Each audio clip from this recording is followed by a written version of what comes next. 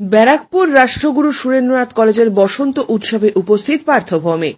ব্যারাকপুর রাষ্ট্রগুরু সুরেন্দ্রনাথ কলেজে আয়োজিত বসন্ত উৎসবের কর্মসূচিতে যোগদান করলেন রাজ্যের সেচ মন্ত্রী তথা ব্যারাকপুর লোকসভা কেন্দ্রের তৃণমূল কংগ্রেস প্রার্থী পার্থ ভৌমিক। এদিন তার সাথে উপস্থিত ছিলেন ব্যারাকপুর রাষ্ট্রগুরু সুরেন্দ্রনাথ কলেজের অধ্যক্ষ ডাক্তার মনোজিৎ রায়, কলেজ পরিচালন কমিটির সভাপতি দেব রায় চৌধুরী, ব্যারাকপুর পৌরসভার পৌর পরিষদ সদস্য তথা কলেজ পরিচালন কমিটির সদস্য নওসাদ আলম।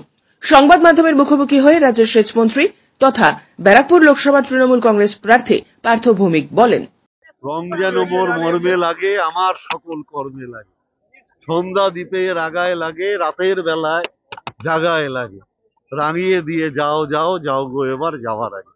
কবিগুরু রবীন্দ্রনাথ ঠাকুর বসন্ত উৎসব নিয়ে কবে এই গান লিখে গেছিলেন, সেই বাণী এখনো বাংলার সংস্কৃতিতে চিরন্তন।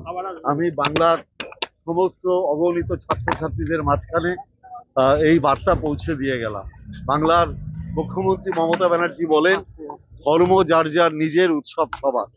বাংলায় বসবাসকারী সমস্ত মানুষ এই কথা অনুযায়ী 12 মাসে 13 পার্বণ আমাদের যে উৎসব সব পালন করি আমরা। বহিরাগত কিছু শক্তি বাংলার এই সংস্কৃতিকে নষ্ট করে দেওয়ার চেষ্টা করে।